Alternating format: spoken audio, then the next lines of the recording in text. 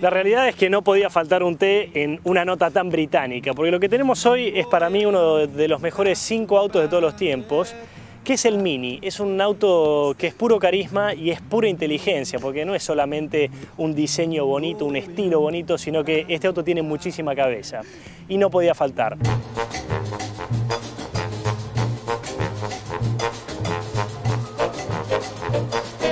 La historia de este auto nace en la posguerra y estamos hablando de una época donde en Europa, evidentemente devastada por la guerra, no había muchos recursos y la realidad es que había que movilizarse con poco. Es ahí donde surgen los autos más chiquitos, los mini autos europeos. Autos como el Isetta, el Messerschmitt, el Heinkel, son los autos que empiezan a dominar las calles europeas.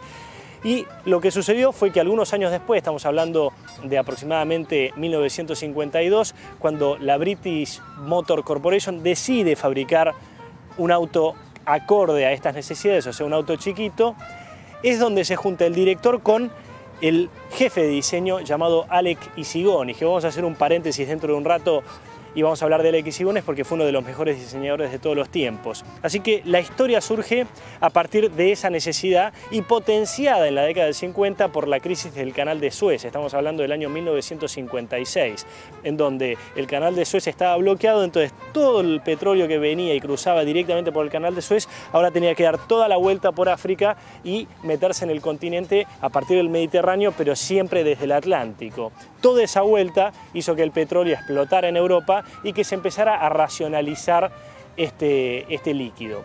Es a partir de ahí entonces, con esta conjunción de cosas, o sea, es muy importante entender cuál es el momento histórico, la Europa de la posguerra y la crisis del Canal de Suez, que nace este que para mí es, como les dije, uno de los mejores autos de todos los tiempos.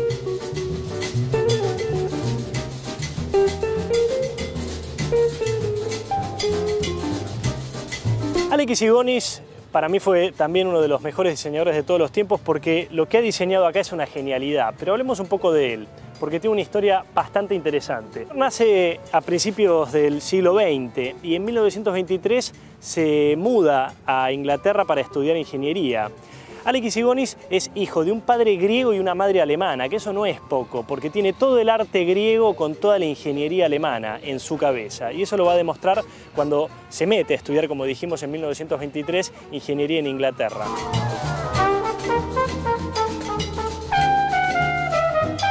En 1936, Alec Issigonis entra a trabajar en la Morris, que posteriormente se convirtió en British Motor Corporation, con la fusión también de Austin.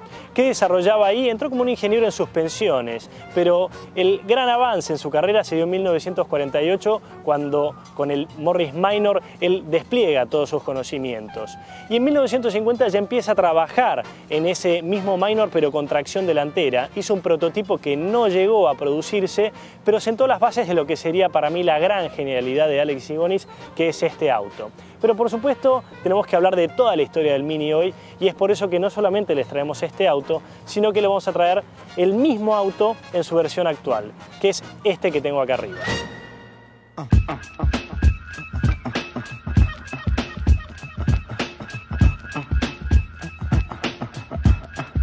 La realidad es que son dos proyectos diametralmente opuestos y creo que lo más importante entre un proyecto y otro es el momento histórico. Situémonos acá y después vayamos a la versión actual.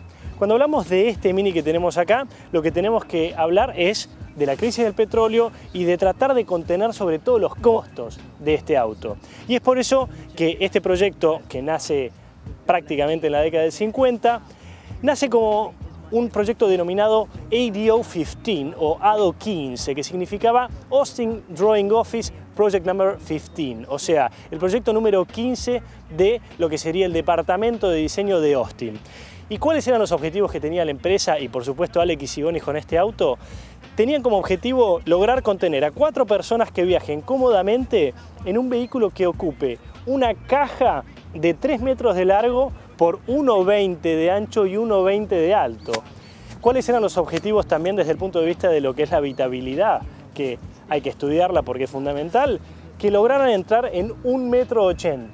Y es por eso que este auto es genial, porque los recursos que se tienen que utilizar para que todo eso entre en lo que se denomina un brief o briefing de diseño tan acotado, tan difícil y tan fuerte, la única que queda es lograr tener algunas soluciones con mucha ingeniería, pero por supuesto con muchísimo más ingenio que técnica.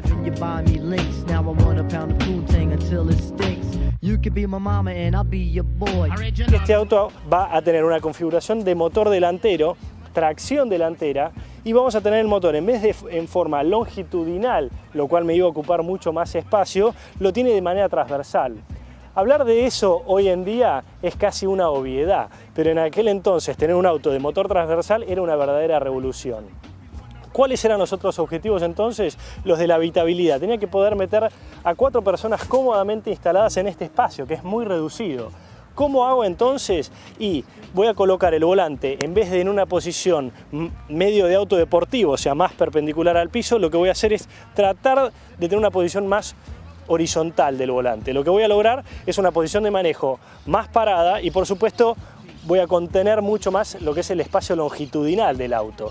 Entonces, lo que tenemos que hablar es de un auto que era genial para la época. Cuando vemos el Mini que está arriba, que es la versión moderna, por ahí es una versión más fashion.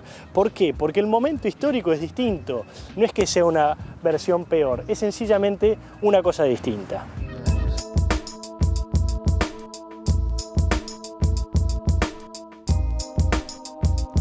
Como ya les dije, el objetivo de este auto era el ahorro del espacio, era la optimización del espacio, y es por eso que lo que vamos a encontrar en el tren delantero no es una suspensión tradicional, sino que se le diseñaron un sistema de suspensiones que son como conos de goma, lo que va a hacer que el auto tenga un manejo más tipo kart y uno vaya saltando. Otra de las cosas que fueron diseñadas exclusivamente para el Mini con el único objetivo de ahorrar espacio son las ruedas de rodado 10. Este rodado 10 no existía en aquel entonces y es por eso que tuvieron que buscar un proveedor que era Dunlop que le hiciera las cubiertas ad hoc para este auto. ¿Por qué un rodado más chico? Porque lo que voy a obtener es adentro un guardabarros más chico y por ende lo que voy a hacer es agrandar por un lado el vano motor y por otro lado el habitáculo. Es por eso que este auto tiene rodado 10. Entonces, esta gran genialidad de Alex Igonis fue presentado en 1959 y la gente y la prensa lo aceptaron automáticamente, porque hay que decirlo, lo que mejor hace este auto es ese trabajo de carisma. Uno lo ve y es un auto automáticamente carismático, que se va a repetir en el modelo actual. Ahora, en cuanto a motorización, no era tan innovador, porque tenía la motorización de la vieja guardia de Austin. Me refiero al 850 centímetros cúbicos de 34 caballos. Eso en el año 1959. Ahora, un amigo de Alex Igonis, llamado John Cooper, que ganó 2 veces el campeonato de constructores de Fórmula 1, se le acercó y le arrimó una propuesta que la denominó Mini Cooper. Este vehículo, que es exactamente este que tengo hoy, fue presentado 2 años después, en el año 61, y en el año 64 fue presentada la versión S. ¿Qué características tenía? 20 caballos más y pasaba de 850 centímetros cúbicos a 1000 centímetros cúbicos. Con esa versión, Mini ganó 3 veces el Rally de Monte Carlo.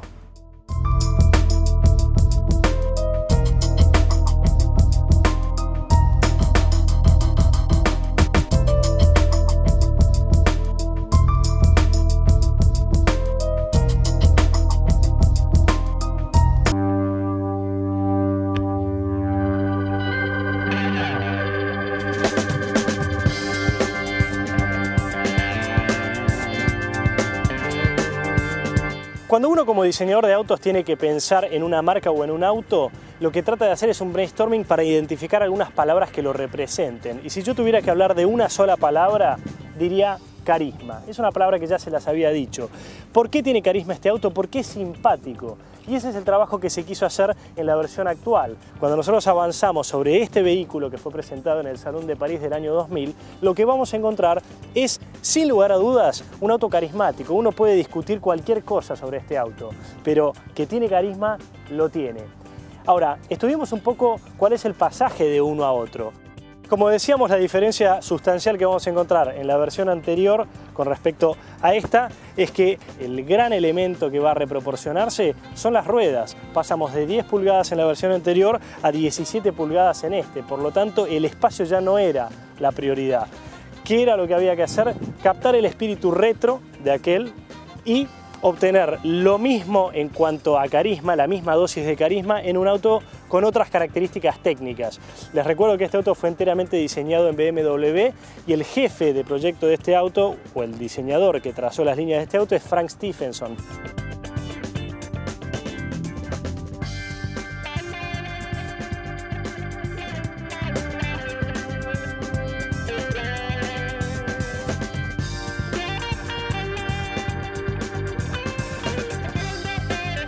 Realmente es difícil de imaginar correr y ganar Monte Carlo con este autito de 1300 centímetros cúbicos. Ahora, en la versión actual obviamente toda esa motorización cambió. Ya no tenemos motores tan chicos, tenemos motores más poderosos y con una concepción de auto, si bien carismático, poderoso desde el punto de vista de la deportividad del auto. Este vehículo, que fue presentado en el 2000, tenía varias motorizaciones. Estamos hablando de una gama de motorizaciones que iban del Mini One, pasaban por el Mini Cooper y terminaban en el Cooper S. La versión que tenemos hoy acá es el Mini Cooper S, que ya es una versión, creo yo, intermedia e interesante. Ahora, si ustedes me preguntan para quién o para qué está diseñado este auto, es un auto citadino, es un auto urbano. Desde el punto de vista del diseño, lo que se trasladó al interior es lo mismo que vemos en el exterior. Nos subimos y vamos a ver todo redondo, todo con mucho carisma y todo muy lúdico. Es un auto divertido.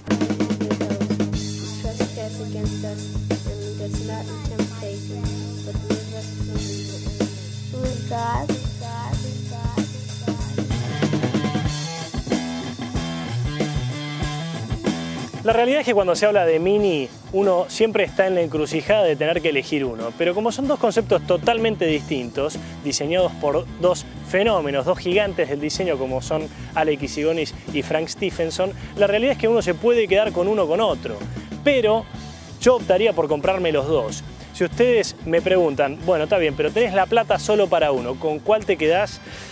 Honestamente, el corazón decide.